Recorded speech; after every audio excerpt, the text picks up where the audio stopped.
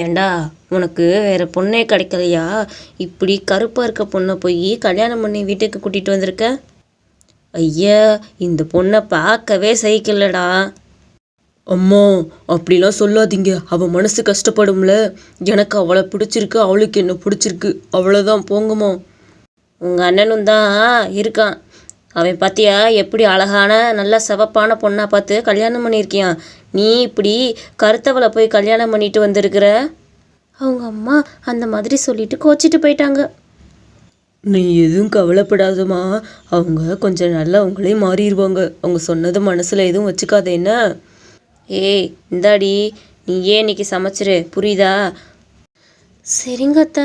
அக்கா, நீங்கள் வெங்காயம் மட்டும் எனக்கு வெட்டி கொடுக்குறீங்களா? இந்தா, நீ கருப்பாக இருக்க, கிச்சனுக்குள்ளே நின்று சமைச்சாலும் ஒன்றும் பிரச்சனை இல்லை. என் மருமக சிவப்பாக இருக்கா, அவள் கிச்சனுக்குள்ளே நின்று சமைச்சா உன்னைய மாதிரி கருத்து போயிடுவா. பேசாமல் நீயே சமைச்சிரு. கருப்பானதுக்கு இன்னும் கருப்பானாலும் கவலை இல்லை. உனக்கு இந்த அவமானம் தேவையா? பேசாமல் வேலையை பார், புரியுதா? அவள் சோகமாக வேலை பார்த்துட்டு இருந்தா, அவளை இப்படி சொல்லிட்டாங்கன்னு. வாடி ராஜி, எப்படி இருக்கிற? இப்போதான் என் வீட்டு பக்கம் வரணும்னு உனக்கு தோணுதா என்ன? ஒன்றும் இல்லடி, நம்ம சின்னவ இருக்கால, அவளுக்கு கல்யாணம்டி. அடடே, கல்யாணமா? பரவாயில்ல, சின்ன வயசில் பார்த்தது இப்போ கல்யாண வயசுக்கு வந்துட்டாங்க. நம்மளே நம்ப முடியல பார்த்தியா, எல்லாத்துக்கும் வயசாயிடுச்சு. சரிடி, அதெல்லாம் இருக்கட்டும். அந்த பொண்ணு யாரு? அந்த பக்கத்தில் இருக்க பொண்ணு உன் மருமக. இன்னொருத்தி இருக்கால்ல கருப்பா, அவ யாரு? உன் வீட்டு வேலைக்கார பிள்ளையா? கிட்டத்தட்ட வேலைக்காரி மாதிரி தாண்டி. சின்னவன் இருக்கான்ல, அவனோட பொண்டாட்டி. போயும் இந்த கருவாச்சியை கூட்டிகிட்டு வந்திருக்காண்டி. பெரியவன் பார்த்தியா எப்படி நல்லா சிவப்பான பொண்ணை கூட்டிகிட்டு வந்திருக்கியான்னு. இவன் போய் இந்த கருவாச்சியை பிடிச்சிட்டு வந்திருக்கான்.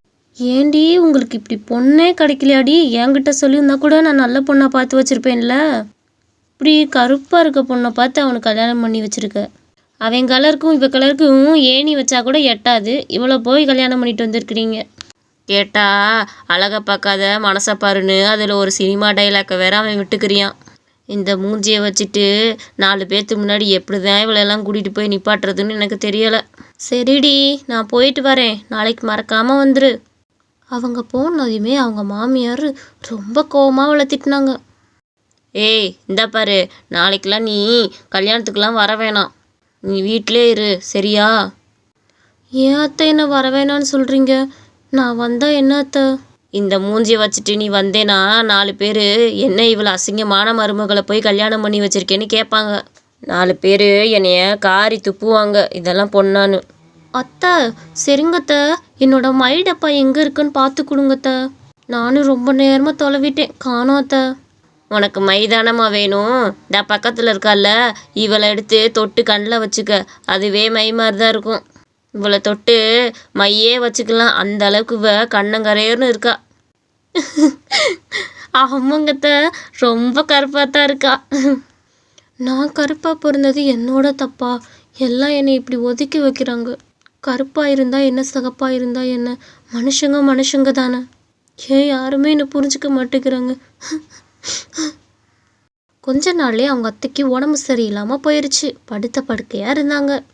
நீங்கள் அந்த கையை பிடிங்க, நான் இந்த கையை பிடிச்சிக்கிறேன். அத்தையை பாத்ரூம்க்கு கூட்டிகிட்டு போவோம் என்ன? 2 பேரும் பிடிச்சி கூட்டிகிட்டு போனால் தான் முடியும். அந்த கையை பிடிங்க. என்னையெல்லாம் கை பிடிக்க சொல்கிற? நானும் கையை பிடிக்க மாட்டேப்பா. இந்த கிழவிக்கு இருக்க சீக்கு எனக்கு ஒட்டிக்கிச்சுன்னா நான் என்ன பண்ணுறது? உன்னால் முடிஞ்சா நீயே தூக்கு, இல்லைன்னா அவங்க மகனை ஃபோன் போட்டு வர சொல்லு. என்னாலெல்லாம் பிடிச்சி தூக்க முடியாதுப்பா. அவங்களுக்கு இருக்க வியாதி எனக்கு ஓட்டிக்கிச்சுன்னா நான் என்ன பண்ணுறது? ஏங்க இப்படிலாம் சொல்கிறீங்க? பெரியவங்கள அப்படிலாம் சொல்லாதீங்க. உங்களை எவ்வளவு நல்லா பார்த்துக்கிட்டாங்க. நீங்களும் உங்களை படுக்குதப்ப நல்லா பார்த்துக்கணும்ல. வாங்க, அவங்கள 2 பேரும் தூக்குவோம். நான் சொன்னது தான். என்னாலலாம் அந்த கிழவியை தூக்க முடியாது. நீயே தூக்கி நீயே வைத்தியம் பார்த்துக்கோ. நான் 4-5 நாள் எங்கள் அம்மா வீட்டில் போய் இருக்க போகிறேன். இந்த கிழவி வாந்தி எடுத்து வைக்கிது, பாத்ரூம் போய் வைக்கிது, எல்லாத்தையும் நாளணுமா? என்னாலலாம் அந்த தொண்டு வேலைலாம் செய்ய முடியாது. நான் கிளம்புறேன். அவங்க பெரிய மருமக கிளம்பி போயிட்டா. இவ தான் அந்த பாட்டிக்கு எல்லா வேலையும் செஞ்சா. குளிக்க வைக்கிறதுலேருந்து ட்ரெஸ்ஸு மாற்றுற வரைக்கும் எல்லாமே செஞ்சா. சாப்பாடு கூட ஊட்டி விட்டா. அத்தை, நான் உங்களுக்கு சாப்பாடு ஊட்டி விட்றேன் அத்தை. நீங்கள் சாப்பிட்டுட்டு கொஞ்சம் நேரம் ரெஸ்ட் எடுங்க அப்படின்னு சாப்பாடெலாம் ஊட்டி விட்டு பாசமாக பார்த்துக்கிட்டா. அவங்க அத்தைக்கு அப்போ தான் புரிஞ்சிச்சு அழகு ஒன்றும் இல்லை மனசு தான் முக்கியம்னு. உன்னைய நிறைய தடவை நான் பேசியிருக்கிறேம்மா, ஆனால் நீ எதையுமே மனசில் வச்சுக்காம எனக்கு முடியாதப்ப எல்லா வேலையும் செஞ்சு கொடுத்த. அவளை அழகா இருக்கேன்னு புகழ்ந்து பேசுனேன், ஆனால் அவள் என்ன இப்படி தூக்கி எறிஞ்சிட்டு போயிட்டா. அழகு முக்கியம் இல்லை மனசு முக்கியம் நீ புரிய வச்சுட்ட. என்னைய மன்னிச்சிருமா, இனிமேலும் உன்னை மனசு சங்கடப்படுத்துகிற மாதிரி பேச மாட்டேன். அழகு எதுவுமே முக்கியம் கிடையாது, உன்னோட குணம்தான் முக்கியன்றத நீ எனக்கு புரிய வச்சுட்ட. உன் குணம் ரொம்ப தங்கமான குணம். ரொம்ப நன்றி கண்ணு. இனிமேல் அத்தை உன்னை திட்ட மாட்டேன். பரவாயில்லைங்க அத்தை, நீங்கள் என்னை புரிஞ்சுக்கிட்டீங்கல்ல அதுவே போதும் அப்படின்னு 2 பேருமே புரிஞ்சுக்கிட்டாங்க. அழகுல எதுவுமே கிடையாது, நம்ம மனசு தான் எல்லாத்துக்கும் முக்கியம்.